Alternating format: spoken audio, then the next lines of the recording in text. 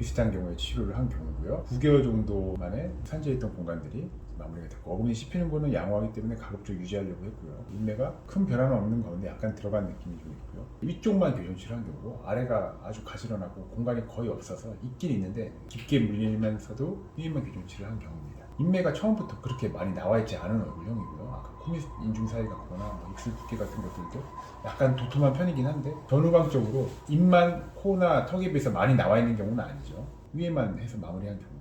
약간 깊게 물리긴 하지만 윗니에 좀 특수 장치 같은 거 같이 해가면서 끝났을 때 더 입을 집어넣기를 원하지 않는다고 하셔서 아래는 교정치를 하지 않고 마무리한 경우고요. 지금부터는 다 위아래 모두 한 경우입니다. 윗니 아래 모두 한 경우가 조금 더 많아요. 공간이 있고 앞니 사이에 딱 벌어져 있고 9개월 정도 걸렸습니다. 아래도 교정치를 한 경우고요.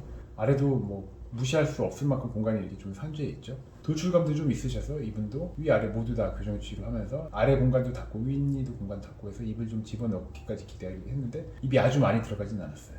그렇다고 해서 이제 이를 빼고 교정치료 하는 것까지 원치는 않으셔서 이 정도에서 마무리했습니다. 벌어진 경우고요. 1년 3개월 정도 교정치료였고 이렇게 다 다물어져서 마무리했고, 한 1년 4개월 정도 계속 벌어져 있는 경우 다 닫아서 마무리했고요.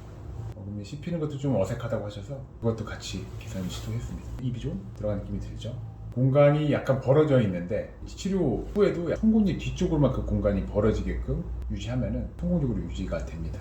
교정치료 할 만큼 필요한 정도 매우 드물고요. 공간이 산재해 있는 경우, 아래는 이가 삐뚤 경우였어요. 이런 경우 매우 어렵거든요. 아래는 삐뚤인데 위아래 모두 다 공간이 있으면 다 같이 조이면 되는데, 아래 가지런하게 하면서 위에를 집어넣으려면 걸리거든요. 그렇다고 해서 윗니 아랫니 사이에 간격이 크거든요. 그래서 좀 다른 경우입니다. 공간이 아래는 그렇게 많지 않아서 입을 좀 넣는 치료 계획까지 해서 아래까지 넣으려면 아래는 다 닫고 난 다음에 추가적으로 공간을 더 만들어줘야 될 가능성이 있어요. 그 공간을 마련하는 방법은 치아 사이를 좀 따주는 방법. 오래 걸렸죠. 2년 3개월 이상 걸렸고. 경우가 조금 다르긴 합니다. 벌어져 있는 것 같은데 윗니가 아랫니를 덮는 정도가 얕은 경우, 이런 경우는 혀의 습관이 매우 강할 것으로, 혀가 앞니를 미는 경향이 매우 강할 걸로 예상되는 그런 경우거든요. 그런 경우 혀가 자꾸 밀리면은 공간이 닫히는데 좀 더딥니다. 길게는 2년 이상 걸리는 경우도 있고요. 대부분 1년 안팎에서 좀 마무리가 된 경우, 기대 치료 기간도 1년 정도에서 길게는 2년 6개월까지 걸릴 수도 있습니다.